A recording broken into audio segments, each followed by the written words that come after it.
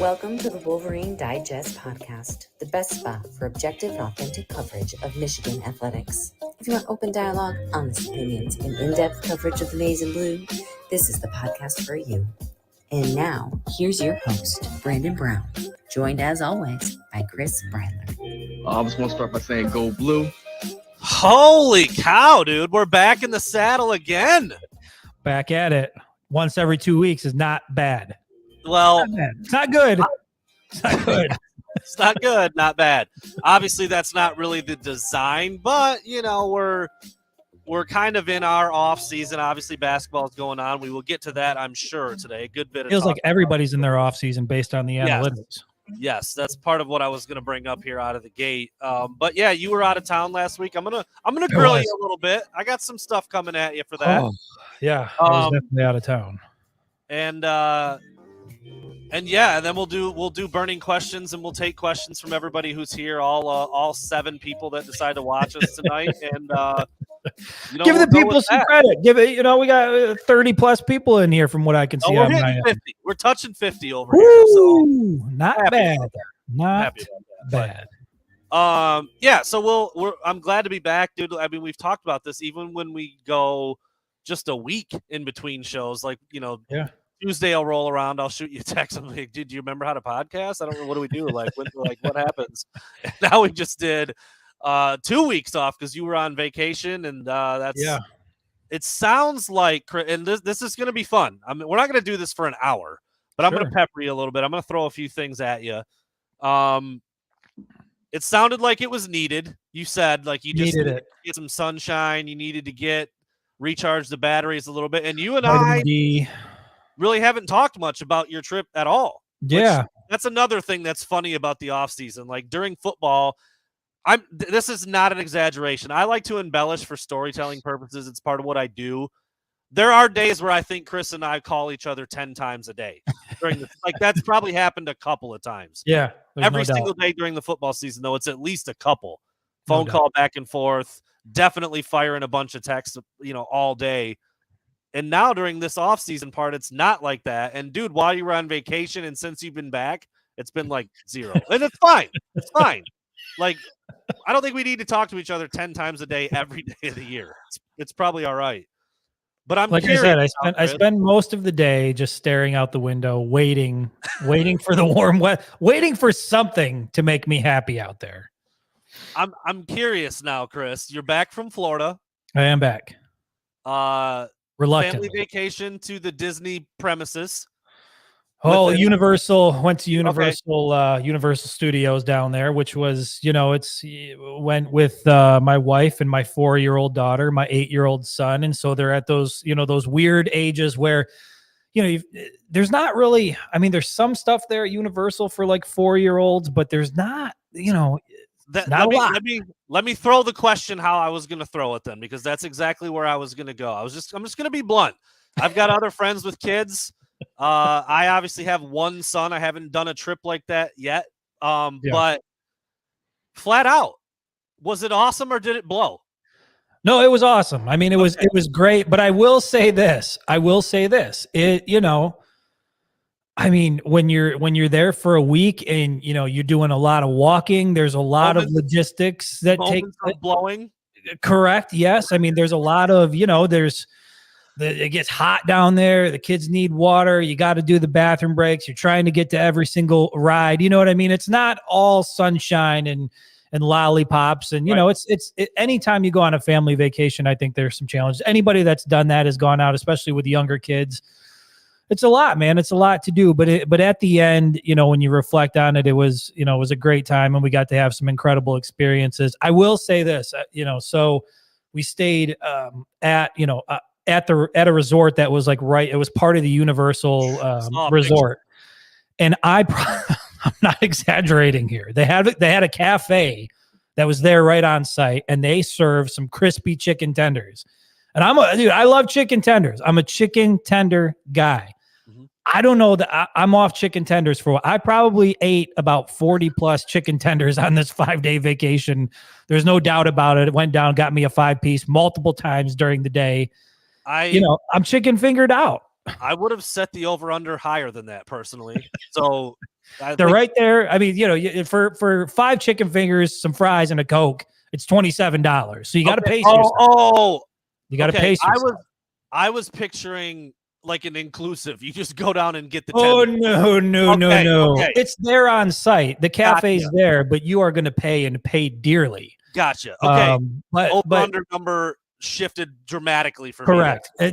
Probably the only reason why the number was lower was because they were so pricey. But yeah, I mean, Volcano Bay, Universal Studios, Adventure Island, I think it was called. A lot of cool shit down there. I mean, they have this whole part of Adventure Island that's dedicated to the Marvel universe. So you're walking through these, these comic book type style buildings and shit. I don't know. It's really cool for an 8-year-old kid. For my son, I think maybe he enjoyed it a little bit more. We got to go on like Jurassic Park rides and the King Kong rides and some of that shit. So I was proud of him. He was really brave. And my daughter did a lot of stuff as well. Spent a lot of time in the Cat in the Hat area of the park there. So my wife and I had to divide and conquer to make sure we could get everything done we wanted to. But yeah, it was good, man.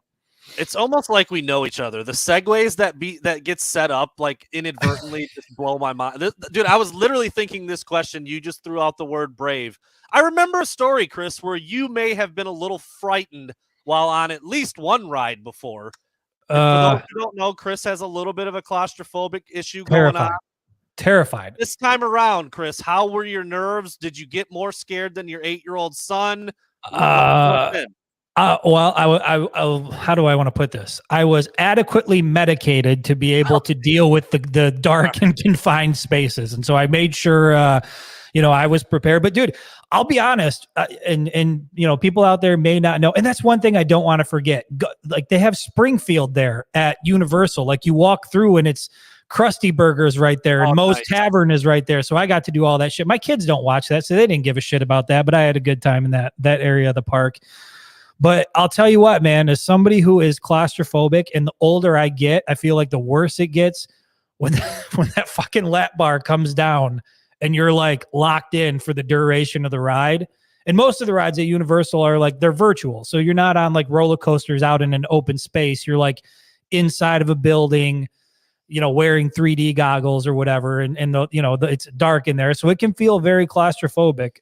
Did not freak out, did not have any moments of panic. Not like I did last year at Disney. But yeah, man, it was good. Like I said, a lot of good experiences, and happy we went, much needed, plenty of vitamin D, but glad to be back. And last question, and then we'll move into the Michigan-centered discussion. Chris, sure. I'm trying to be as kind as possible. You get a little upset occasionally, but as a hemorrhaging viewers, by the way, as a follically challenged young man, how'd the dome do? We talked about how you like, dude, I think I'm gonna get fried down here. Good. Well, I went out and I got one of those. Please tell me you got a straw hat. No. They actually have hooded swim shirts, the UV shirts or whatever, so you can throw the hood up. And so I was able to do that. Made sure that I, did the SPF 100, whatever the hell it was. You got to take care of the dome. Did not get scorched on this trip. I made it a point that I was not going to have that happen. And yeah, the kids got a little bit sunburnt the first couple of days we were at the water park, but for the most part, we were able to stay protected down there. But started to get hot, man. Like, late February, you get into March, and I mean, we were in the 90s in some days. That's why, like, I don't know that I could live in a place like Florida. Like I don't, my optimal operating temperature is about 65, 70 degrees. Once it gets above that, your boy just starts sweating. And once it starts, it doesn't stop. Yeah, Florida, like everything's wet. You're just kind of like, you can tell when people are from Florida too. Their skin looks different. They look like leather sort of purse material, alligator skin sort of deal. They're shy only of like a Rawlings logo on their arm. Like, yeah, they look like an old baseball glove. Like, I know what you mean. An old catcher's mitt. There's a feel. There's a vibe of a Florida cat. Like, I don't know. Florida's not the weather. Yeah, you get down there for some sun, and there's obviously some really, really cool spots. But like, there's also just some way over the top, busy, like get me the hell out of here type of spots. But no, yeah, that's awesome that you had a good time. Glad you're back. Glad everybody yeah, man. enjoyed it. Flu Spirit again. Oh. Did not have any major issues. So I, hate to give Spirit any credit, but they got us from point A to B and then back without much issue. So all good things, man. My mom flew Spirit today. Flight was delayed only 4 hours. She made it to her destination. So Spirit, we're all going to be on one again. So just let's leave. I know it. God damn it. I know it. And I hate it. Chris, you said that down in Florida, you did not get scorched. Right. In the state of Indiana, in Indianapolis, at Lucas Oil, somebody did do some scorching, and that was DJ freaking Turner, dude. Yes. All right. We went to every single game this year. We talked to different players, not so many this year, but definitely the year before. We did a bunch of player interviews. We've been around these guys. Never in my life have I thought of DJ Turner as a slow guy.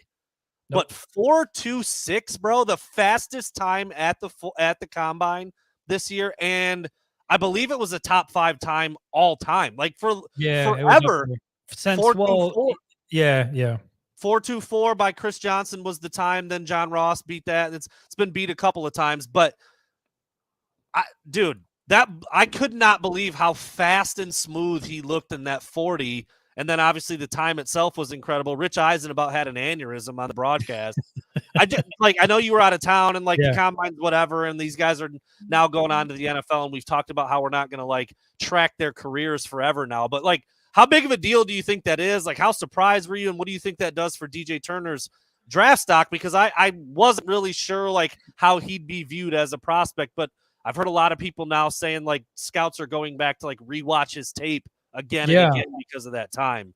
I'll be honest. I was surprised. I didn't see that. I didn't see a 4.240 coming out of him. And when you went back and watched it, I mean, the whole thing was perfect from start to finish. He got out of the break really good. Was continuously moving. The whole thing was beautiful. Correct. He was constantly leaning forward, accelerating the entire time. But yeah, I was surprised. I mean, I've been down on the field. I've watched DJ Turner play football up close and, about as close as you can get as a fan or somebody who covers the team, and never really viewed him that way. So to see him come out with the top 40 time, in the combine, and then one of the top, 40 times all time was extremely impressive. And I'm happy for him, man. I'm happy for these guys when they can go. And I know Mozzie Smith obviously had a pretty good day on the bench press, which should surprise nobody who's a Michigan football fan who watched him develop over the last year. But I think it's great when those guys can show up at the combine and have a good showing and have their draft stock possibly increase. Because to be quite honest, I really wasn't sure what kind of prospect DJ Turner was. I mean, there was nothing to me that screamed and love all the players, but there was nothing to me that screamed elite when I watched him play. He was good in a lot of phases, but nothing to me seemed elite. Obviously, he's got elite top end speed, and he proved that at the combine. And I think it's going to help him get paid and probably get drafted. So, I mean, that's like not getting beat deep and recovering if you do get beat speed all the time. I mean, corners get beat in the NFL. That's going to happen. It's, the receivers are really good too, but that's the kind of speed where guys will say, because I see their blank name, fantastic, that he does let guys get by on free releases, and when he presses, he misses sometimes, but you get a little bit of a pass if you're popping off 4.26. I mean, you'd rather have your DBs be better in press and not let guys get behind them ever. But if you've got that kind of makeup speed, it just makes you a better prospect. I mean, there's a couple of positions where the 40 time is obviously really coveted, and cornerback is one of them. I mean, that's makeup speed. That's keeping speed receivers from blowing the top off your defense. That's being able to track down things from other angles and other sides of the field. I mean, you could probably make an argument that corner might be the most valuable test at corner and receiver. I mean, let's be honest. Those are the only two positions where a lot of times you get to just open it up for 40 or 50 yards. A lot of other positions, you just don't really get to do that. So I was really surprised to see that, really happy to see that. I know he's fast. I mean, we've heard him mentioned as maybe the fastest guy on the team, or he's in the discussion. if you had asked me last year who's the fastest player on Michigan's team, probably would have said Roman Wilson. Roman Wilson, Yeah, he was kind of viewed as the track guy coming out of Hawaii. Obviously had some deep catches and just looked fast at times. I don't think he's running 4.26. I don't think he's getting anywhere near that. I mean, we'll see. Yeah, but I think some of that, like I said, he got out of the break really well. He was leaning forward the whole time. I mean, look, I do think there is a part of that plays a factor. And if he runs the 40, I don't know, 10 times, is he a 4.2? I'm not sure that that's the case. But in any event, he was when it counted most. And like we talked about earlier, I think it's going to help his draft stock. There's no doubt about it. Yeah, and you mentioned Mozzie Smith as well. So DJ Turner set the pace as a runner in the 40 with a 4.26, and Mozzie Smith set the pace in the bench press with 34 reps of 225 pounds. Chris, you sat down with him and talked to him for like an hour and a half. Like, how do you feel knowing that a young man could just reach over and just press you 35 times, like without even batting an eye? I mean, the thing of it is, like, when you get within the vicinity, like he wasn't wearing his shoulder pads, no jersey, just regular street clothes, but it was almost as if his body just looked uncomfortable. And like, I don't know, like there's almost got to be like custom clothing for a man that's built that way, because his upper body is just so, it's like, it's like, huge. His bicep is like as big as I am wide, it's crazy. And so I wasn't surprised at all when I saw him go out there and dominate the bench press. And obviously you and I we're a couple of guys who bench quite often. So 225, we can get about 25 plus, but once you start to get in the 30s, that's elite. And was not surprised to see Mozzie Smith take the top spot there. Yeah, it's I don't remember which event Can you bench 225? How many times would you say? I don't even know if I could do it. I don't know if I could do it. Dude, I haven't bench pressed in so long. So dude, that I'm so far removed from even having that kind of strength and that kind of the form required. Like, where do I put my hands? Is it close? Like, where? I think it would be. I think it would be great it would just be great television, great viewing to see two average guys who podcast out of their basement try to go through the full combine and do the very, could we even get to 25 up once? What would be the 40 time? Do some of the various drills. A laser timed 40, I'd have to be 5'3". God, I hope I could get sub 5'3". Well, I think you'd be right about where Ryan Hayes was, about 5'5", 5'6", maybe. I think I'd be right there with you. So I was gonna say, it's funny you mentioned like how he just looks uncomfortable. Like, dude, like let a little air out or something. Like something, just I don't remember. He's like built to just destroy things. Yeah. I don't remember what event it was that we were at this summer or this year, because we did the stuff over the summer with the beach, and we did a couple different things. But I remember saying, I don't know what size shirt Mozzie Smith's wearing, but it wasn't big enough. Like there isn't a shirt big enough. I first noticed it. I think it was when we were at the Genesee County correctional facility. He'd taken off his coat and he was there in a t-shirt. And I remember like everybody was huddled in an office and they were listening to, I think it was Sheriff Swanson speak, and Mozzie was like sort of standing in the doorway because he doesn't like to be around people. He doesn't like, he doesn't like to be touched or anything like that. So he was kind of off in his own little space. I remember I looked over at him. I was like, Mozzie, and he looked at me, and I was like, Jesus Christ! Like, and it was very apparent that his body had changed considerably in the offseason. Yeah, literally fills up a doorway. That was also the same day that Mozzie had gotten separated from the group, and the cops were like, he'll be fine. They're not worried about him. He's Mike fine. Sanders still compared him to a refrigerator being thrown down a hill, things like that. I mean, accurate descriptions. Yeah, so, not a surprise at all that he took the top spot in the bench press. And I find it interesting, man. Like, I know it's just two guys. It's the underwear Olympics, but you hear just all the time, SEC trenches, SEC speed, and there's two Michigan guys taking the top spot in that combine. And that looks good. I mean, again, it's not the biggest deal. It's two guys, but optically, that's two Michigan dudes getting talked about. You saw the Michigan graphics team pump something out immediately.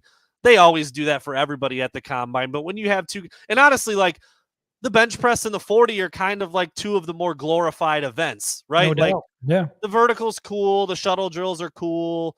But like that's the strongest, that's the fastest. Like that sticks out a little bit. And you've got 2 Michigan guys at the top right there. So yeah, I think that's very good for the program. I mean, dude, Ben Herbert probably walked into Harbaugh's offices and is like, "All right, bro, why don't you just you saw that, right? Like, you know what? I don't think Ben Herbert has to ask for anything. No, he doesn't. I think everybody knows the value that he provides, and I think what you're seeing in the combine and with some of these guys, the way that they develop is a testament to him and his philosophy and his method. And I think I said this months ago. Heading towards the offseason, that at all costs, when you look at Michigan's coaching staff and some of the assistants that are there, Ben Herbert is one guy that I think is an absolute must to keep around. Yeah, and maybe Mozzie did get second. There might have been an O lineman who had like 38. I could be wrong on that. I thought he was number one. I thought he was number one, but then was it number one just among it was certainly among defensive linemen, and it was number one through several days. But maybe there was a group that went after him that somebody number passed one him. in my Either book, way, that's all that number counts. one in our hearts. That's right. Correct. Yeah, number one in our hearts. Yeah, maybe there might have been a USC. I thought I did see that after the fact, and I was like, I don't care. I'm not letting it throw off. No, Mozzie was number one. That's it. Yeah. We're just gonna start saying things that we want to be true here on this show. That's right. That's right. It was the dude who had the torn ACL. He just threw up 38 times. Well, that's probably why, because he was all he was on drugs, some sort of whatever to get. Yeah, that's not fair. That's not fair. But anyway, all right. So it's fair for me. Obviously, a fantastic showing from DJ Turner and Mozzie Smith, and some of the other guys too. Like Luke Schoonmaker ran a really good time. Yeah. Some of the other Ronnie Bell looks solid. Yeah, he made some nice catches. Obviously, athletically and size wise, Ronnie Bell was never going to be like a superstar in the combine, but he showed well. I know Olu tested really well for his build and bulk. I mean, he had a really good broad jump and did some other good things. So anyway, just a good all around day for the Michigan folks at the combine, and now they will embark on their professional careers, and Chris and I will stop caring about them entirely. So there you go. And last but not least, Chris, before we get into some of our regular segments, did you call Tom Brady while you were down in Florida and tell him to get his ass back out there? Is that what happened? I actually met with him. I saw him at Universal. He was at the Jimmy Buffett sort of Margaritaville, and I ran into him there at the bar, and I was like, I don't know, man, you look pretty good. I think you should make a bit of a comeback here, and I think that's really what spurred it on.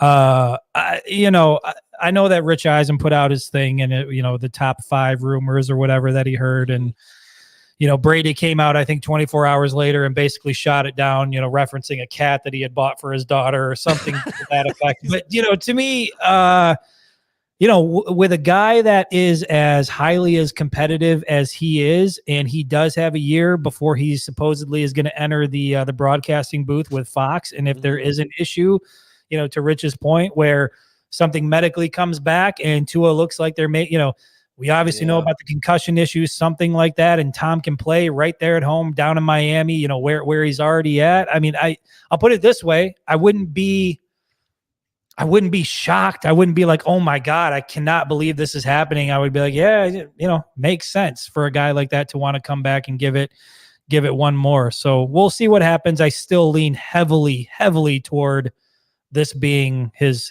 permanent retirement, but we'll see. Anything's possible. Yeah. I mean, the Tua health thing is certainly a wild card. I mean, that's when Brady made the decision to retire, like that wasn't on his mind, and so right. That changes things a little bit. The Stephen Ross, Michigan guy, Dolphins, who knows? We'll see.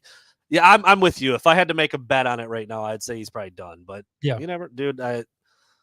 It's not like he sucks. I mean, he can still play it. I mean, if he came back, let's say he unretired and came back. He's still a top 10 quarterback in the league easily. I don't think there's really any question about that. Yeah, there's obviously some limitations. He's on the decline, but I mean, in terms of his ability to read a defense, get the ball from point A to point B. I mean, he's a top 10 quarterback all day. Yeah, and then Miami, the pedigree and the way that he, just the impact a guy like that has on the roster, playing with a guy like that, gonna get the most out of the guys around him. he could definitely come back. A dude could play till he's 50. There's no doubt. Miami has some nice pieces in place on offense. I mean, like Tua was really good last year for stretches, and then the injury stuff popped up. But anyway, yeah, when I don't even think I had like seen that or heard that. I don't know if I was a little unplugged, and then you sent me the article. I was like, dude, Brady, what is this? He's coming back again? Like, all right. And then I saw Rich Eisen talking about it on his show, and we'll see. Yeah, wouldn't shock me, but I'll say that he's gonna stay retired, and I think so. Enjoy his time off. All right, for Chris. God's sakes. It's been a little while. I don't remember if we did one last time. I don't think we did. I put the old soundboard back on, so I apologize if this messes up your audio, sir. But this fucking guy. Ooh, I'm ready. I'll let you go right out of the gate since you you had one in mind. This fucking guy. It's a little bit serious, not like crazy serious, but I'll say who it is, and then I'll give my explanation. It's John Morant. John Morant is. Do you remember the skit? Every time I see his face now, this is what I think. Do you remember the skit on Dave Chappelle where like Abraham Lincoln, I know, is one guy that he said, he's like, man, Lincoln is fucking up. He just kept like, all these people just kept like, yeah. That's John Morant. Like everything he keeps doing is like, what the hell are you doing, dude? What are you doing? And why are you doing it? And now I think the latest news is that he's got at least 4 more games that he's going to be away from the team. And the Grizzlies at one point looked like somewhat of a power in the West. I mean, they've kind of fallen back to the pack a little bit, but he's obviously a major reason for that. I'm a pretty big NBA guy, Chris, as you know. He's up there as one of my favorite players to watch. The dude is incredible athletically, and every night you're going to get some highlight out of him. Every night. Yeah. And young, one of the new faces of the NBA, and he's just got this persona that he's like really, really like from the hood, and he's not. If you go out and look up his history a little bit and read about him. In fact, you remember the scene from 8 Mile where I remember. I've seen the parodies out there. Yes, yeah, I've seen it. Private school. Clarence parents have a real good marriage, and he's like posing with his family in the backyard. I don't know, dude. I really hope he didn't like screw up what he's doing, and that he can come back to the Grizzlies soon and be like a face of the league again, because I freaking love watching him play, and I love everything about his style of play and what he's able to do, and kind of I was gonna say how he carries himself on the court, but even that's like you can't really say that right now because he looks like a moron. I don't know what else to say. Yeah, I mean, I agree. I don't have much to add there other than, what's already been said in, other shows, and you look out there and it sucks to see somebody squander what is such a great and unique opportunity that not many people in this world get to enjoy, to play basketball at the highest level, to make the type of money that he's making. And again, he's young and he's going to make some mistakes, but I don't know, man, you gotta surround yourself with better people and make sure you're surrounded by people who are giving you good advice and want the best for you. And at some point though, personal responsibility has to rule the day. And when you're out on your social media and you have the kind of following that he has and the kind of stature that he has in the league, and you're flashing guns, and pouring liquor and drinking out of whatever, it's just you just hope he gets his shit together and that he's able to come back to the NBA and be the good player that he is, because he has the potential to be one of the all-time greats, but he's also on the verge of potentially losing his NBA career altogether from doing some dumb shit on social media, and that's really unfortunate. Yeah, it looks like there's been some other guys who have had issues in the past reaching out, and I saw Michigan fans obviously are going to chuckle, but I saw Plaxico Burress was pretty outspoken about how things have played out with John Morant. I don't know, man. I hope the right people get a hold of him and just get him back on track, because that's it sucks to see. It just flat out sucks to see, and there's no doubt about it. I'm going to give you my TFG, and I've seen a couple people in the comments already saying CJ Stroud. I feel like CJ Stroud is an easy target. I saw some of the things he said about it. Could have won the Heisman, yada yada yada, blah blah blah. CJ Stroud is irrelevant to me, but I'm going to go to somebody who is also irrelevant. And I put out a story about this today, and it's kind of my overarching, it exemplifies why I've just tuned out of the NBA altogether. The stuff with John Morant, we talked about that, but this technical foul on Jordan Poole last night in Oklahoma City, where they blow the play dead, and then Jordan Poole literally does not say a word, and it's a soft bounce pass to the referee, and the referee takes the ball, puts it down, tees him up, and everybody's like, what the fuck? What just happened here? I don't understand that type of shit for the life of me. And I know, the problem with that is those instances are not just isolated instances. To me, the NBA has become, and I said this in the article, it's just an unwatchable product, from super teams to, Draymond's conduct last night. That was in the article where, he thought Jordan Poole should give him the ball, and he's standing there clapping his hands, and he doesn't get the pass. So Draymond just turns his back on the play and starts walking off the court. Klay Thompson goes to pass it to him, and it's a turnover because Draymond's over in the corner pouting about not getting the ball. It's just, every time I watch the NBA, I find myself thinking, this is a really shitty product.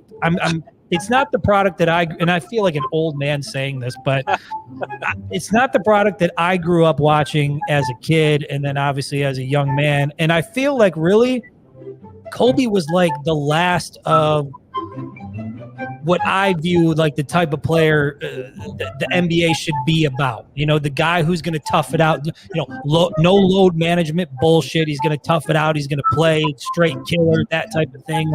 You don't see a lot of those guys. Russell Westbrook, standing over in the corner, getting fans ejected for talking shit to him because he's so damn soft. And, he's on his 5th or 6th team at this point. And this guy should be, a Hall of Famer. And to just watch the current state of the NBA, it's been disappointing. It's a turn off, and it's why I don't tune in. But my TFG is the referee for teeing up Jordan Poole for a simple bounce pass. What are we doing?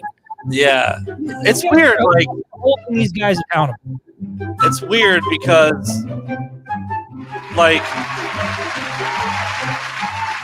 it's weird. It's weird because you'll see, you'll see, dude, the stuff other guys get away with and not get teed up. It's like, wow.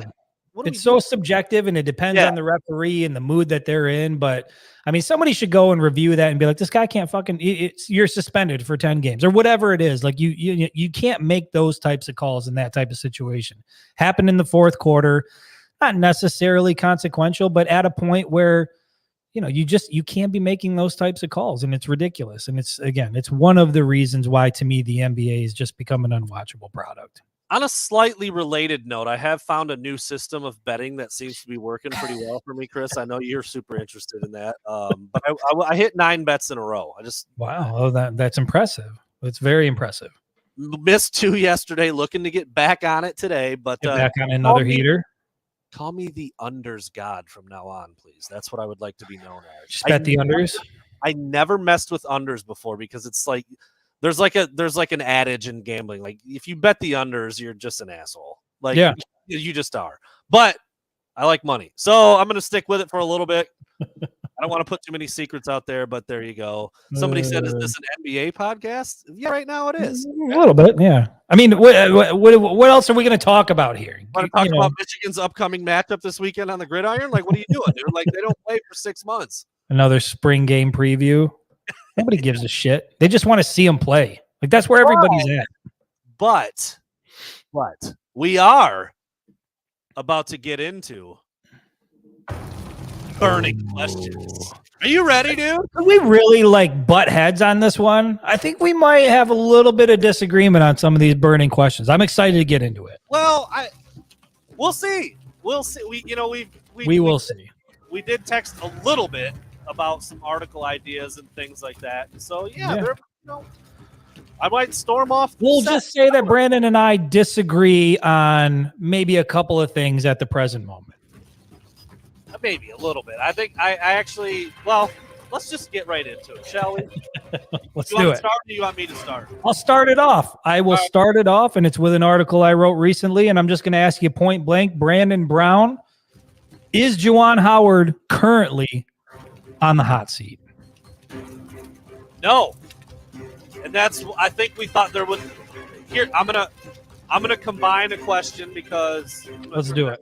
Down just a hair. My question is, it's very similar.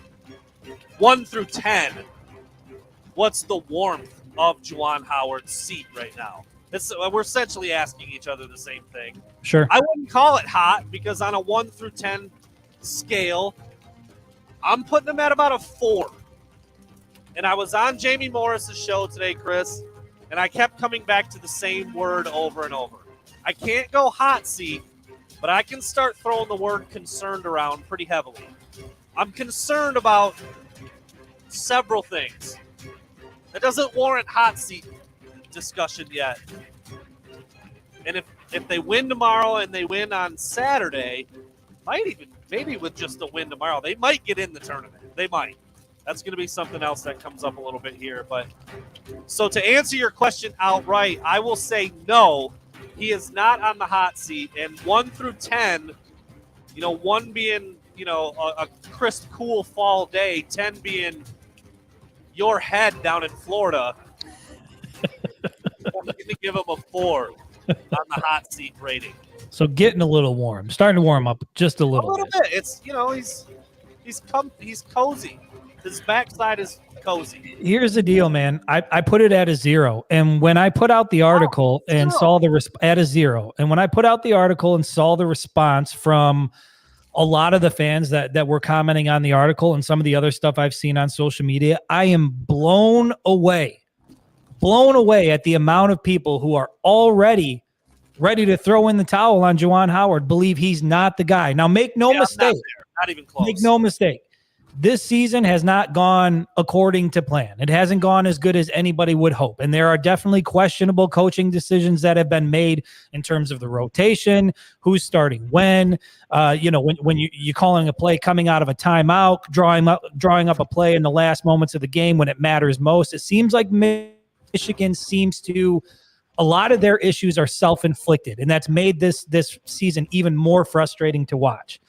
But what I will say is, and a lot of people want to compare it to John Beilein. John Beilein created this and handed him a Ferrari, and Juwan Howard has taken it and turned it into something else. Well, John Beilein arrived at Michigan with about 15 years head coaching experience.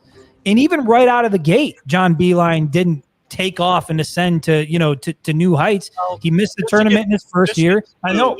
Now, granted, Michigan blew, but John Beilein also had 15 years of coaching experience, which is why I think when Jim Harbaugh arrived and people said, well, the football program was in shambles, the expectation was, but Jim Harbaugh is an experienced coach, success everywhere he goes, should turn this thing around quicker.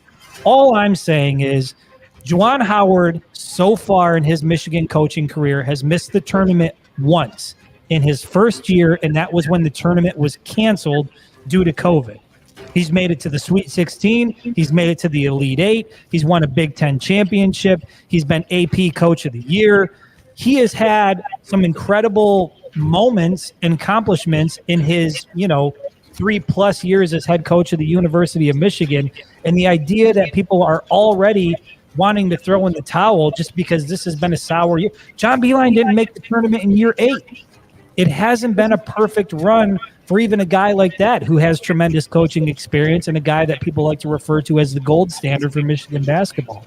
So, for a guy who had 0 coaching experience and who's come in and done a pretty damn good job. And by the way, if you have guys like Moussa Diabate and Caleb Houston in the lineup and you don't lose, your starting point guard, 8 weeks into the season, your veteran point guard who you got from the transfer portal, if you don't have those things happen, this team is probably in a different spot, getting the echo, by the way.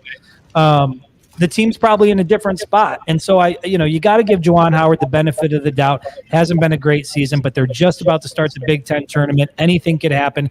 Michigan could still make it into the NCAA tournament, make a run. And then, I don't know, all of this talk about hot seat, is he the right man for the job? It becomes irrelevant because now that's 3 straight years that Juwan's gotten them into the tournament. But even if he doesn't, even if Michigan loses to Rutgers, doesn't make the NCAA tournament, I do not think Juwan Howard is on the hot seat. Now, if it happens again, next year and this team looks the same, then you really got to start to question whether or not he's the right man for the job. But I think this is way too premature.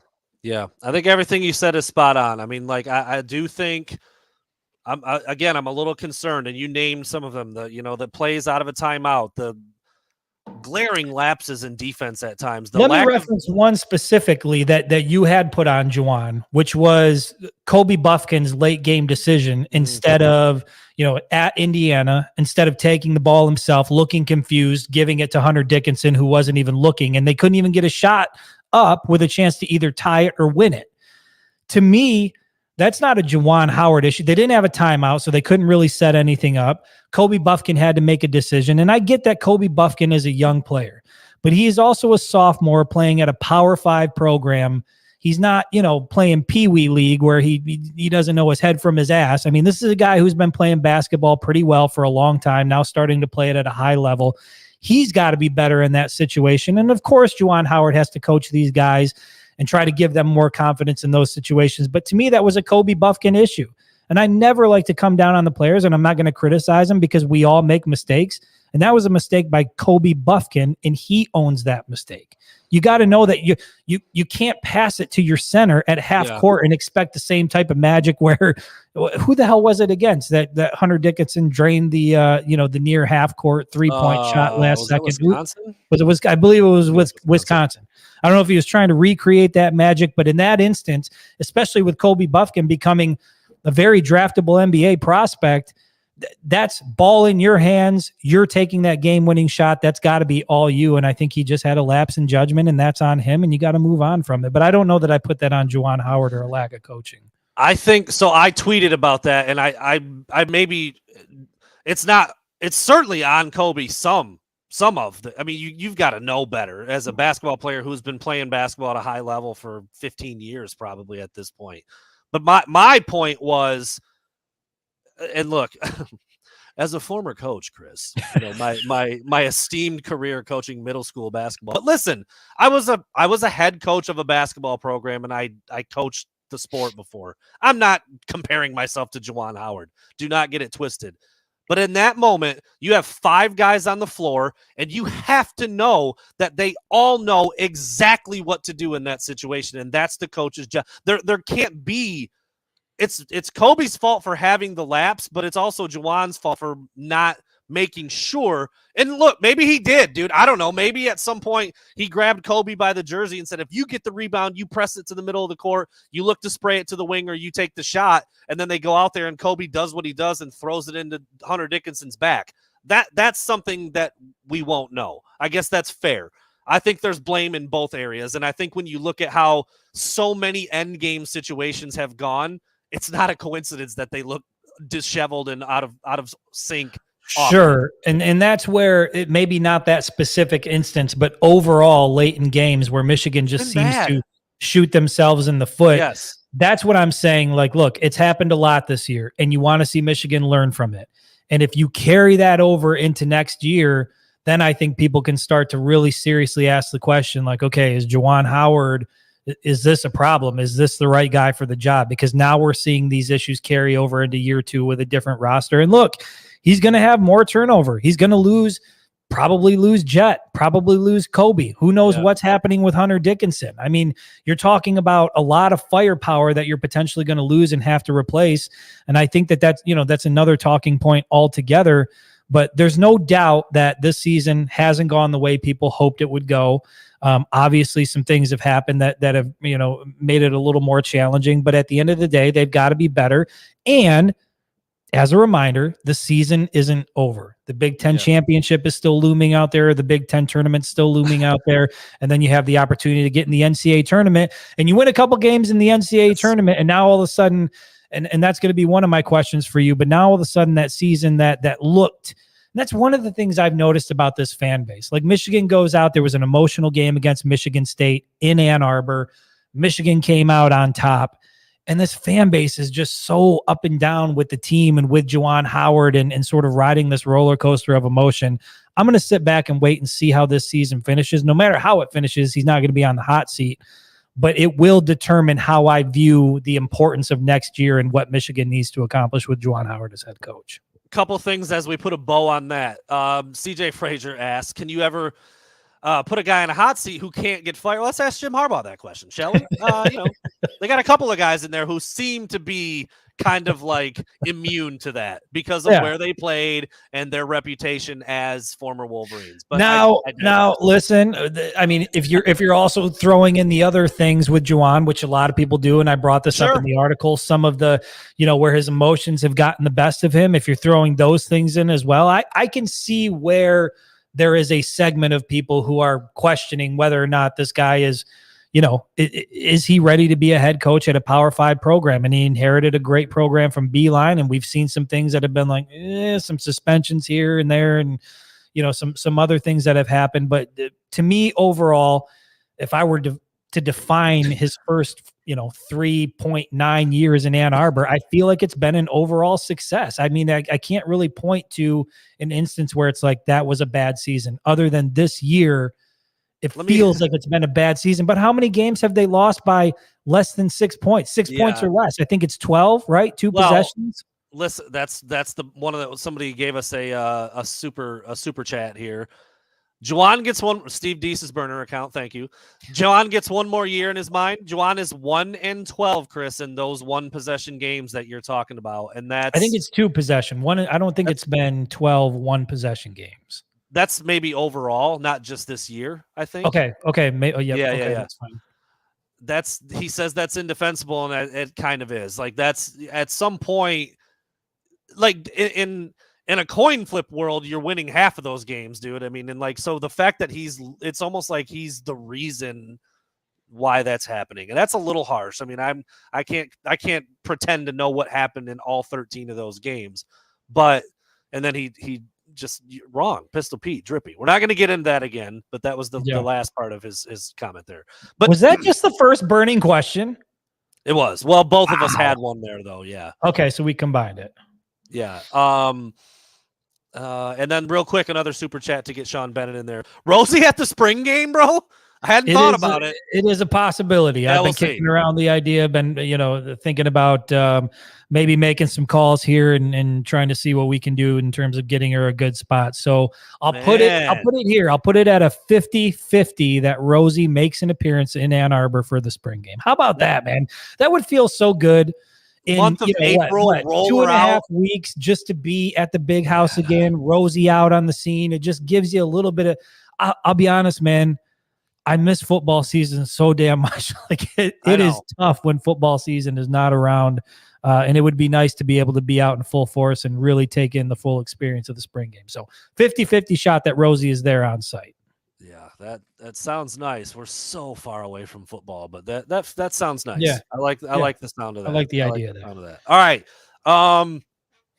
I guess I'll go. You started, and then I threw mine in, and then we kind of just melded it into one big. All right, so on the same topic, Michigan basketball, flat out. Chris, does Michigan beat Rutgers tomorrow? Do they win their first Big Ten tournament game tomorrow?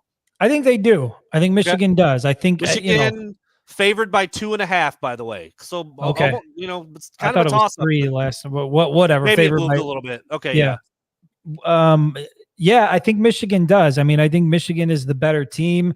And I think if they can play to their team strengths, I think if they can utilize Hunter Dickinson, and look, if Hunter Dickinson can play stronger in the post and be more of a dominant force that I think he should be, you've got Jet Howard back, you've got Doug McDaniels playing pretty good ball, you've got Kobe. I mean, they have weapons on this team. They've got guys that can make things difficult for the opposing defense. And I think, there is a sense of all of these talking points in the fan base and the people who are doubting this team and doubting their head coach. It's not like they're immune to it. They have to be aware of it. And if they show up in Chicago with a chip on their shoulder and play the way that we all believe they can play, I think Michigan's going to get out of there with a W. They need it. They got to have it. Everybody knows it. And I think they're going to go in and play like that. I say yes as well. I mean, think about it. They just went into Piscataway and won by 13 2 weeks ago, which that's a really tough place to play. Michigan was a 5.5-point dog in that one, and they came out of there with a really nice win, held Rutgers to just 49 points or 48 or 49 points. But I was talking about this on the radio today, Chris, with Jamie, and I think if you can take There's not a lot of teams out there in the Big Ten or in the country who can say they have what Michigan has. A 7'1" dominant All-American type of center upperclassman. A freaky size-wise two-guard who is a legitimate lottery pick prospect right now in Jet Howard. A do-it-all, again, 6'5", smooth lefty who can play deep. I think Kobe Buffkin's defense is vastly underrated, by the way. He's phenomenal guarding 40 steals on the year. Dude, he's so good at locking down on the perimeter. Something that Jet Howard needs to work on quite a bit, by the way, but that's for another day. And then I know Doug McDaniel is a freshman, but you'd be hard-pressed to find a point guard who can push the ball as fast as he can anywhere in the country. Playing well. When you put those four things together, there's just not a lot of teams on paper that can say they've got the same kind of juice. I think if you take the best 10 minutes of basketball that Michigan can play and stack it up against the best 10 minutes of basketball that any other team can play, they're elite. They are elite. It's just that you don't see it enough in late game stuff and, scoring like I said, droughts. Dude, I get so angry as a top flight former point guard myself. The amount of times that the guards don't enter the ball into Hunter Dickinson, it drives me nuts. Makes me insane. Especially when you're in a scoring drought. That seems like go to that well, let Hunter Dickinson work in the post, and then either he's going to get fouled, he's going to make the shot, go to the line, whatever the case is. But when you start to get in those instances where you've missed 2 and 3 straight, set the offense up, run it through Dickinson, and let him go to work. There's too many lapses where they go 5, 6, 7 minutes without scoring, and then they've got to try to make it all up. And before you know it, you're in a close game at the end. And then lo and behold, what happens? You make a shitty decision at the end that costs you the game. I mean, the last, if I'm not mistaken, their last 3 games of the regular season have all been overtime or double overtime, and they're 1-2 in those games. Yeah. So, the 2 losses were on the and road. One required Hunter Dickinson to basically hit a miracle shot. That wasn't how that play was drawn up. At least it didn't look like it to me. It looked like Hunter Dickinson just ended up with the ball.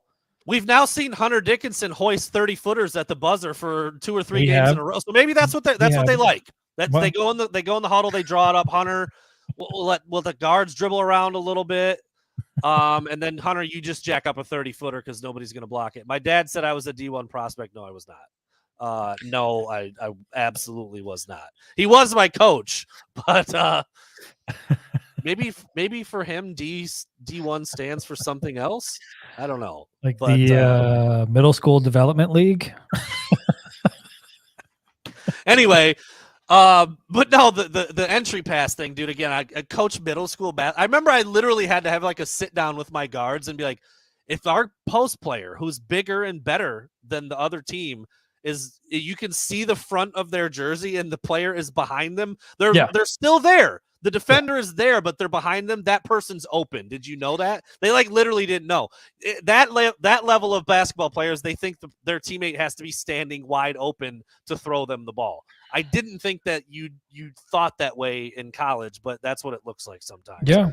Hunter's big old number 1 is just staring down the guard on the perimeter, and they fake it and look, and then they move it around.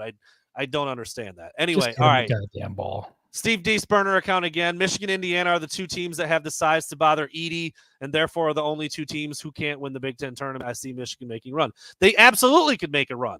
There's Michigan just happens to get Purdue in the second game if they beat Rutgers, which is tough.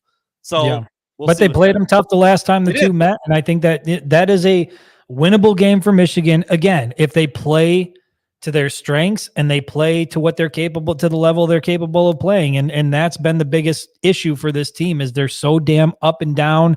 Sometimes they show up, sometimes they don't. And maybe they're going to find that rhythm here in the NCAA or in the Big Ten tournament, and that'll carry over into the NCAA tournament. I mean, we're all pulling for that. I mean, Christ, there's people who create content and need to write articles and need to cover some shit. Believe me, Brandon and I are pulling for this team to make a run in the conference tournament and then over in the NCAA tournament. Plus, March would be a hell of a lot more fun with the Wolverines. Even though it's been frustrating at times, I still like watching them play. I don't like thinking that the season's over. I want to watch a few more games, man. Like, no doubt. Yeah. All right. So there you go. We both think Michigan wins tomorrow to play again on Saturday. We do. There you go. Yes, we do. All right, Brandon, I'm going to throw it back to you. This goes back to the Juwan Howard conversation that we had in the first question. And I'm just going to ask, what does Juwan Howard have to accomplish in order for this season to be considered a success?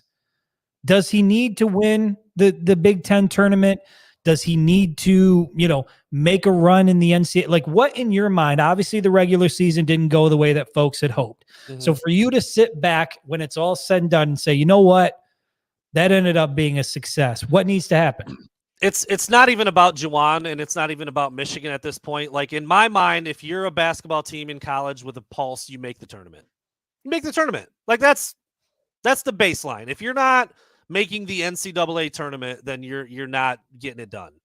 And you mentioned it. It's crazy. I kind of like forgot that was just last year. But Moussa Diabate, Caleb Houston, both being one and dones. Like I think in recruiting 2 5-star All-American type guys, like they probably thought that was a possibility. But then the way the season played out, it was like, you guys could like neither one of them are making an impact. They're not doing shit in the NBA. Yeah. And how impactful would Moussa and Dickinson be? That guy was an animal. He protect the rim sort of guy, jump out of the gym, got the Kevin Garnett sort of build to him and feel and electricity to him. And then Caleb Houston, who, wasn't very consistent, but I would have expected him to make a big jump in the next year. And then, the issue with Frankie Collins and people, you can debate on what Frankie would or would not have been, but they lost some guys that were expected to make a pretty big impact. I can tell you he'd have been nice to have once Jalen Llewellyn tears his ACL, no doubt. And now you got to go with Doug McDaniel instead. And so there have been some things this year, but I don't care. Make the tournament. Like that's the baseline for in your mind college basketball program. If Michigan makes the tournament, regardless of what happens because making the tournament, I think we both believe you have to at least beat Rutgers. We'll see what happens against Purdue. But that means Michigan wins at least one game in the Big Ten tournament, and then you've got to make the NCAA tournament. And then if that happens, regardless of what happens beyond making the tournament, you'll sit back and view it as mostly more of a success than a failure, I would say. Definitely. No doubt. And I think if they beat Rutgers, they've got a chance to get in. That's going to be another quad. I think that's still quad 1 win. I know Rutgers is they're not awesome, but they're a good team. They're viewed similarly to Michigan, actually. I think their record's maybe a game or two better. But yes, it's kind of like I just feel like I have baselines for just about everything when it comes to all kinds of sports and like kind of where you should be. And in college basketball, you win 20 games, you make the tournament. Like that's where you need to be if you think you're doing the right thing. And then you hope that you trend up a little bit every year, and then there's going to be a dip here and there, and that's how sports works. But make the tournament, man. That's got to be what your baseline goal is. So if they don't this year, that's a failure. And if they do end up squeaking in by beating Rutgers, and if they beat Rutgers and Purdue, like they're in. There's no doubt. But I think if they beat Rutgers even, they've got a shot. And if they get in, cool. I'm happy. I'm happy with this season. Would have liked to see a couple things done a little bit better, but I'm not going to be mad about how it played out. I like it. Yeah, I mean, I agree. I think that's where it's at. If they can make some noise in the conference tournament, get themselves into the NCAA tournament, and depending on what the seeding looks like and where they're ultimately at, it would be hard for me to sit back. I mean, that would be 3 straight seasons that Juwan Howard's made the NCAA tournament. You throw in the Big Ten championship under his belt, the AP Coach of the Year under his belt. And I mean, he has done some good. He's signed 2 number 1 classes in the Big Ten conference. It's not like this guy has been awful. There have definitely been some things that could use some improvement. And you would expect that from a guy who is a head coach for the first time in his career. It's not a guy that showed up with 15, 10, 5, 2, 3, 1 year of experience. This is his first time doing this as a head coach. And I think so far he's done a pretty damn good job. Even if John Beilein handed him something great, stepping into a COVID year, having to deal with NIL, having to deal with the transfer portal. Those are things that John Beilein really never had to contend with. And Juwan Howard has to deal with those things. And so he's facing a different set of circumstances. And I think given what he's faced, he's done an adequate job, a pretty good job. And again, we all know it needs to be better next year during the regular season, but back to the hot seat thing, not even close. Yeah. All right. And then this is my last basketball one. I don't know what you've got for the remaining 2 or 3, however we are dividing those up now, since we kind of had the same question out of the gate. Dude, I've got 4 more on my list, but I might just throw them out because the talking points might not be long, but some are basketball related. I'll throw them out to you. We'll see what happens. We haven't been on in 2 weeks. I don't give a shit. Right. That's right. I'm fine with it. My question then, Chris, is just what we just talked about. Right now, today, your house on the line. You putting your house up, Chris. Does Michigan make the NCAA tournament? Are they freaking dancing? Are they dancing, bro? I can't. A burning question. My gut tells me yes. My gut tells me that Michigan is a tournament team. And if there's a committee, a group of people that are going to look at it and analyze Michigan and say, is this a team that belongs in the NCAA tournament? I think ultimately that answer is going to be yes, but Michigan's got some work to do before they get there. You got to beat Rutgers. You see what happens against Purdue, but I think at the end of the day, Michigan makes the NCAA tournament. I do. I do too, man. I just feel like beating Rutgers, which again, that's not a gimmick. I'm almost like talking about it like it's already happened. Like Rutgers is a pretty good team. Like they're not going to go away. I just feel pretty good about what Michigan did against them on their home court, and now they're getting them tomorrow, on a neutral court. So I feel pretty good about that. And then yes, the Purdue game looms large. I do too. I just feel like they got to get in. Maybe it's a play-in game. I don't care, but I feel like they should get in.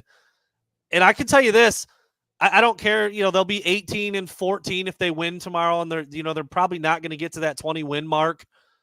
They make the NCAA tournament. There's not a lot of teams that want a piece of them. Nobody's going to want to play them, dude. They're the flip argument to that though then is, well, then stop losing games at the end every week. Stop. How do you lose to Central? Because you've got to believe good.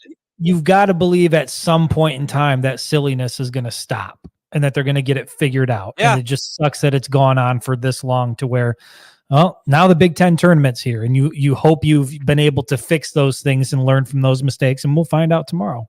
And to put a bow on that, yeah, I mean, you don't have to be, the juggernaut getting in. I mean, Michigan's been that way the last couple of years, making it to a Sweet 16 and Elite 8. They weren't like, some big time favorite. They just got hot at the right time.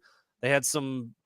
That's where I'm worried a little bit, because they don't have the experienced guards that they've had in the past. Even though, I don't know if anybody was in love with Mike Smith or was it Devontae Jones? They had some shortcomings, but they were veteran dudes, man. They didn't get rattled. They were unflappable. I love Doug McDaniel. I love what I've seen from him, but I don't know if you're going to get that same kind of poise out of him if they do make the tournament. And guard play is really important in the tournament, man.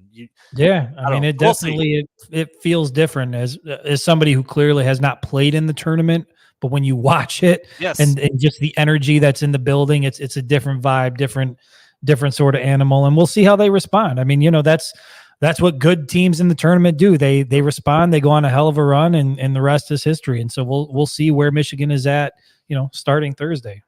Yep. Got to have that one. All right. And I don't know that this is a fair question, but somebody, when I wrote this article about Juwan Howard and being on the hot seat, there were multiple comparisons made here. And so I'm going to ask it anyway. And I'm going to see if you can try to answer it. I know it's comparing apples to oranges. I get that.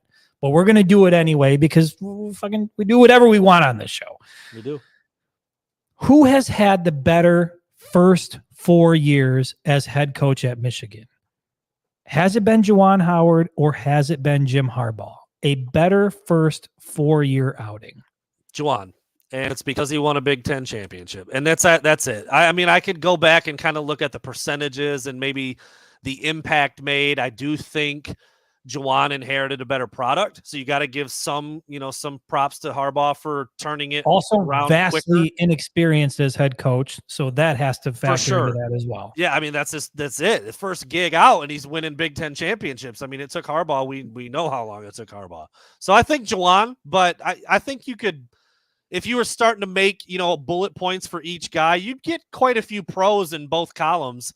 And I think that's, it feels, the health of both programs was probably a little bit higher like last year than it is right now. I mean, that's pretty obvious, but first 4 years, and Juwan this is fourth, right? This is his fourth year. Yeah. Yeah. I still think it's Juwan for the simple fact of him winning a conference championship. AP Coach of the Year. I think that counts a lot, big, an Elite Eight appearance, playing UCLA. So, yeah, I agree. And that's why I asked that question. I mean, I know that obviously Jim Harbaugh had to face and deal with Ohio State, and that was, kind of that inconquerable mountain there at the beginning that really held Michigan back. But, when I look at those two different 4-year stretches, to me, I feel like it's Juwan, and that's further reason why, Jim Harbaugh got to, what year was it year 6 where Harbaugh went 2-4?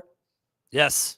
Before he really turned things around. Yes. And so, and I think in John Beilein in year 8, like I said, didn't even make the tournament. I think he was 16-16, something like that. Didn't have a very good record.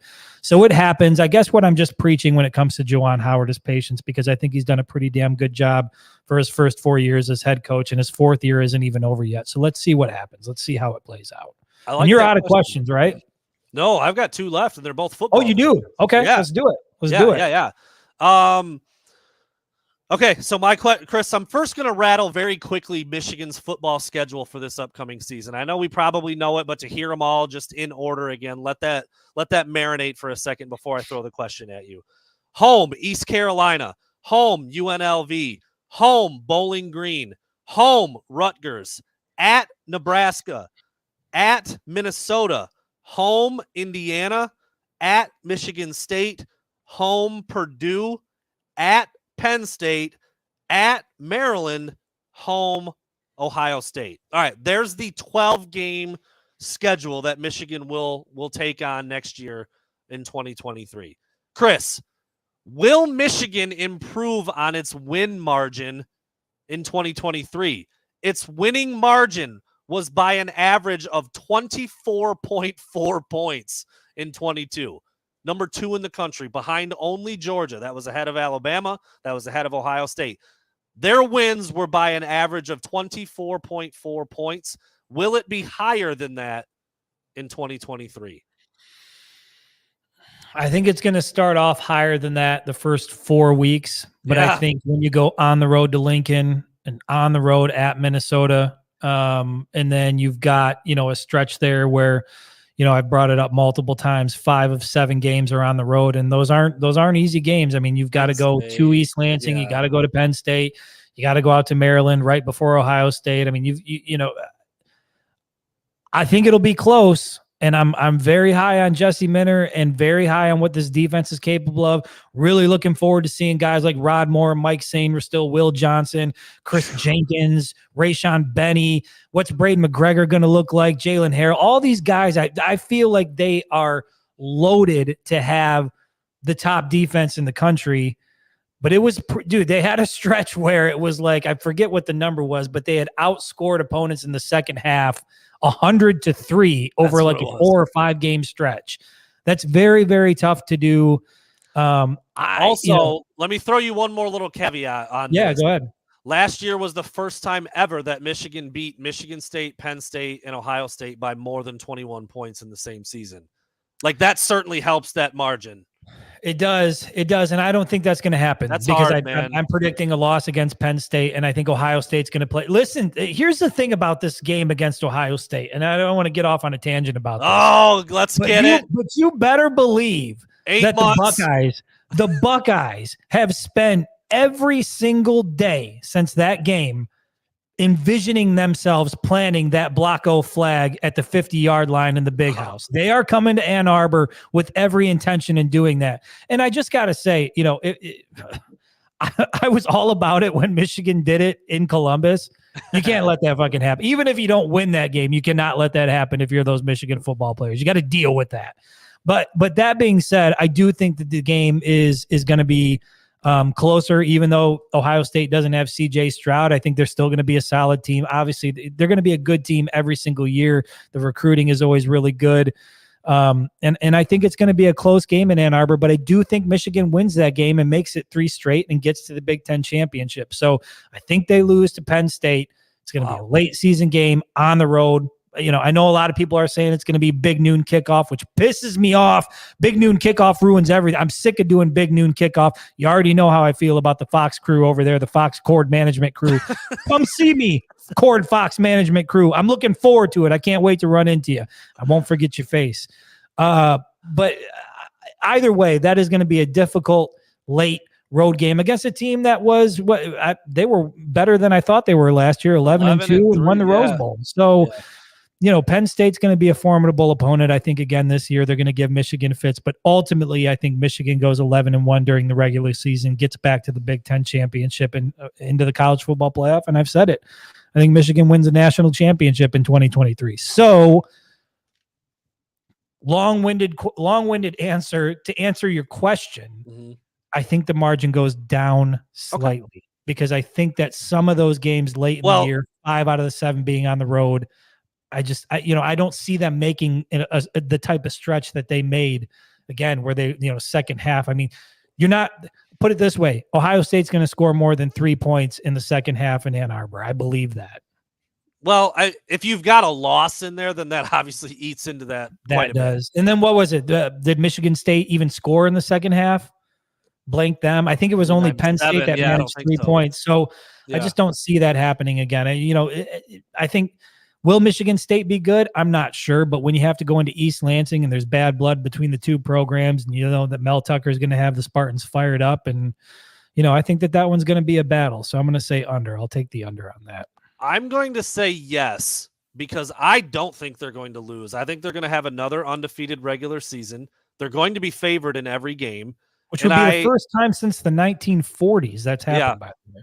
And I think they're deeper than they've ever been. So even when you trot out the second and third unit guys, they're still going to be like, I'm thinking about because I mean, it's incredible that they beat their 3 biggest rivals or 3 best teams in the East by more than 21 points. I don't know if they'll do that again. That's incredible. That's an incredible feat to beat Michigan State, Ohio State, Penn State all by more than 21 points.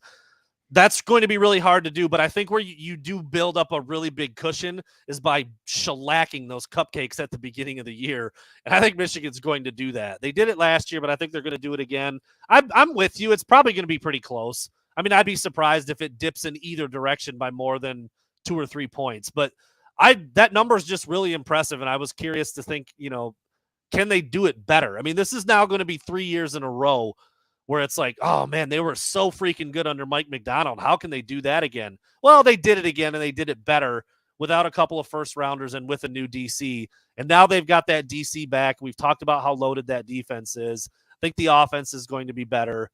I think they're going to improve on it. I think they're going to go 12-0 again, and I think they're going to be up in the north of 25 points margin of victory. And that would put them at or near the top of the country, because I think Georgia was 26.4. Yeah. Michigan was 24.4, and Ohio State was like 23.2 or something like that for your top 3. So there you go.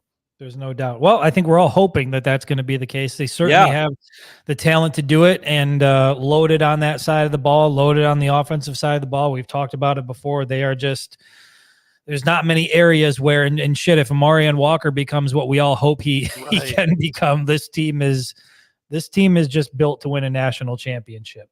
I'm going to ask you this question. It's kind of a play off of what I asked you about Juwan Howard, comparing Juwan Howard's first 4 with Jim Harbaugh's first 4.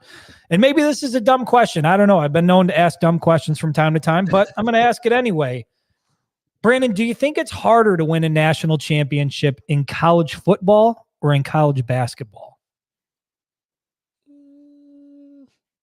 I think football. I do think it's football. I mean, there's kind of an established machine that exists in football, and it feels really hard to disrupt it or break through that wall. I think you just look at it. Look at who's won a national title in football, and then look at who's won national titles in basketball. You've got a lot more variation, a lot more parity, a lot, no dynasty runs like you saw with Alabama. Now Georgia looks like they're on their way. Clemson was certainly in there for a while. I can't remember the exact number, but all of the playoff appearances were made up of like 9 teams or something for a long stretch of time.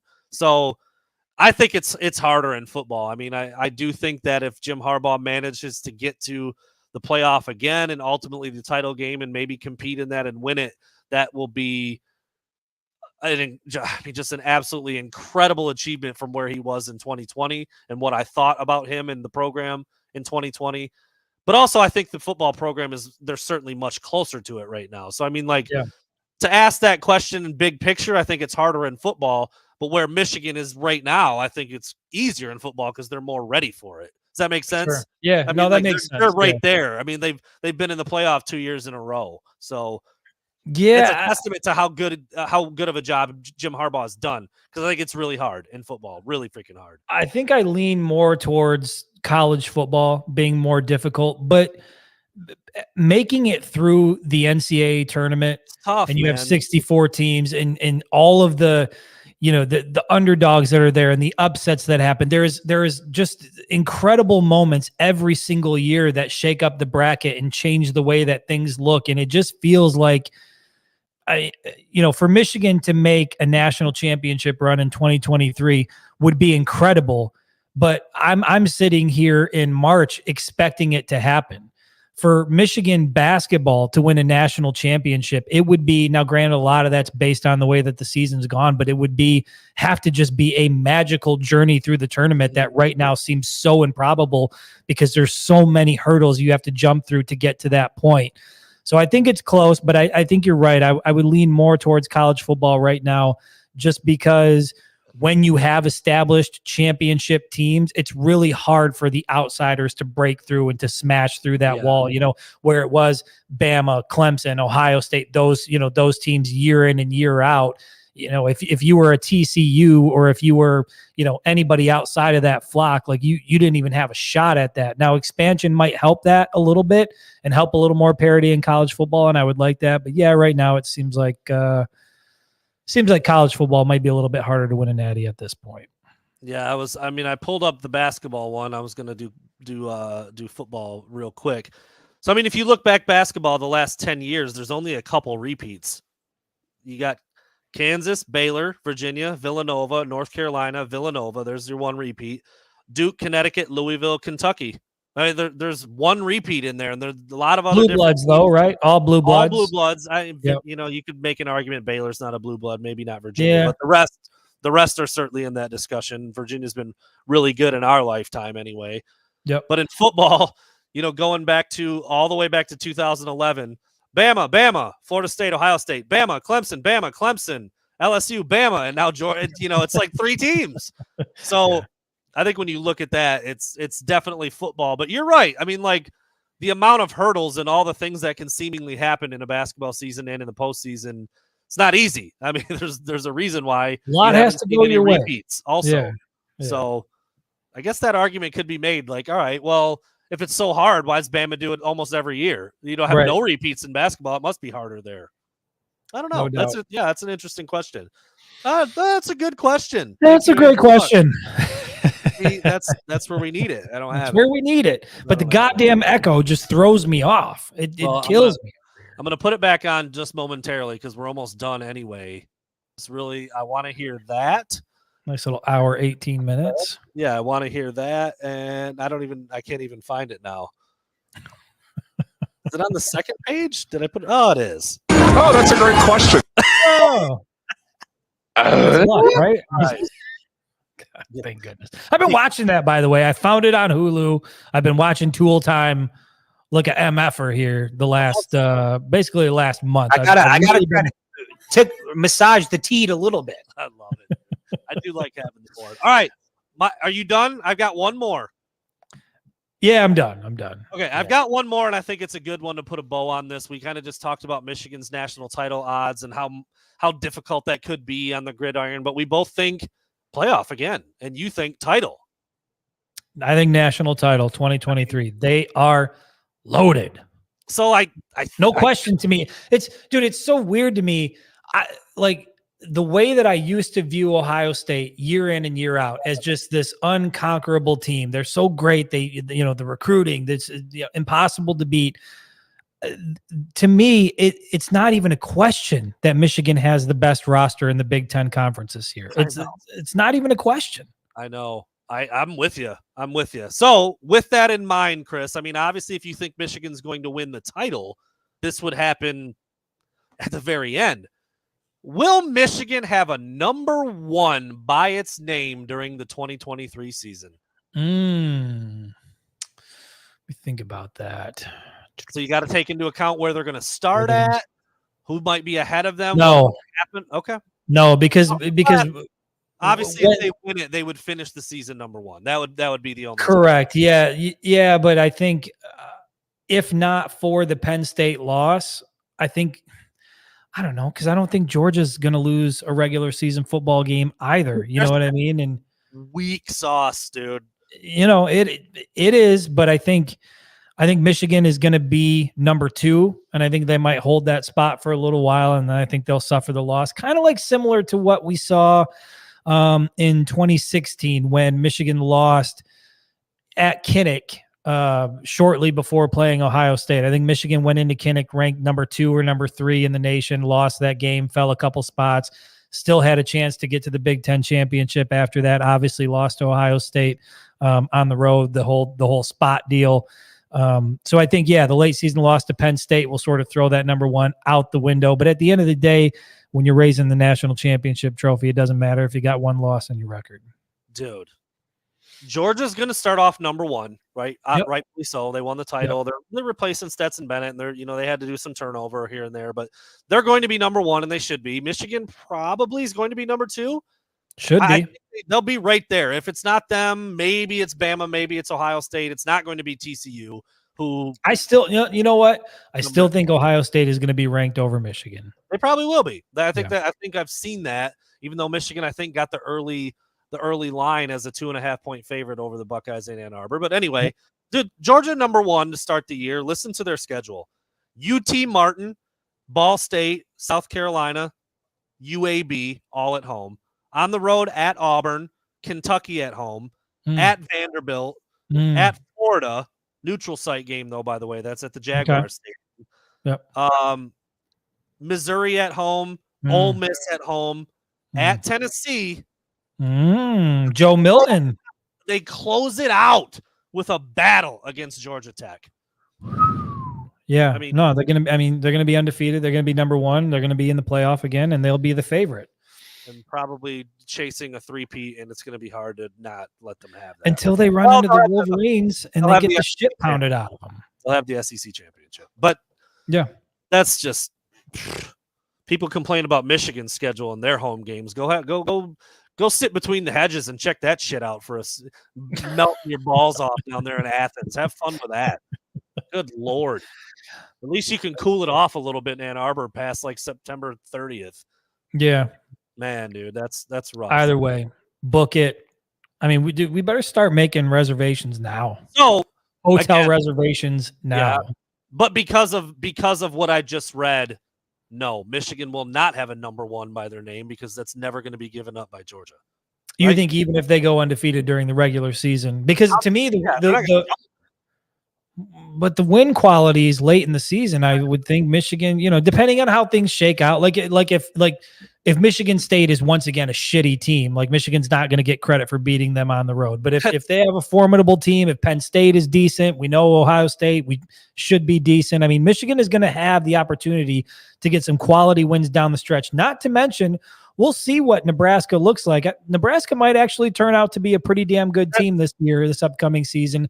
Who knows what Minnesota's PJ Fleck, look, that's a wild card down there and what kind of energy he can inject into that team. They could go out and win 10 and 11 games rowing the boat. Who knows what to get out of the Gophers. But in terms of quality wins, I think if Michigan does go undefeated and Georgia goes undefeated with those 2 schedules, to me, Michigan will have far more quality wins. It's still a preseason number 1 defending champ on like a 30-game winning streak. It's just not. There's no. Fuck them. I mean, I'm with you. Look, I'm with you. Michigan may have proven more at that point by the end of next season, but no, like you know, dude, they brought Nick Saban onto TV to try to get Bama in the tournament with 6 losses or whatever the hell they had. I mean, it's not going to happen, dude. Michigan's not jumping them, but he sold it pretty well too. Yeah, no, but I mean, Michigan's winning every week and being number 2 behind Georgia would be just fine with me. Yep. So there you go. All right, well, Chris. Whew. How long did we go? Did we just go? We just go and go. $1.24. $1.24, unrehearsed, basically unscripted. We should try to do this more often. I feel like my lips are chapped. Like, you look sick, you pasty bastard. I'm like, I need some color. Is that a King of the Hill reference? Florida. I need to get down to Florida. You need to get down to Florida. You need to get down to the Sunshine State. Sunshine State. Got it. All right. There you have it. We'll be back on Wednesday. We'll see what it turns into. I mean, like you said, no rehearsal, off the dome. Well, so Michigan plays Thursday, and then if they win, when is the next game? When's the game against Purdue? Saturday. So maybe you might get a Saturday show out of the boys. All right. Saturdays are for the boys. That's what they say. That's what they say. Go. Chris, somebody asked about. Turn this down just a hair. Somebody asked about your shirt earlier, where it was from and what it was. Just, they're off the books. Let's give them a shout out. They are off the books, but it is from the lovely crew at Wolverine State Brewing Company, one of our favorite spots during the football season, about a mile away from the stadium. What is it, on State? I think it's on State. It is. Winds around a little bit, but tucked away, nice little area, outdoor seating. Food is great. The beer is great. The crew is great there, and they've got merchandise there. So they hooked the guys up with some shirts, and always happy to plug and represent those guys. There you have it. I love that Pulled shirt. pork mac and cheese. I'm all about it. I found what I like. I go to the well often. That is a next level tee, by the way. That's the brand. This is also my favorite t-shirts out there. Favorite ones out there. Fit awesome.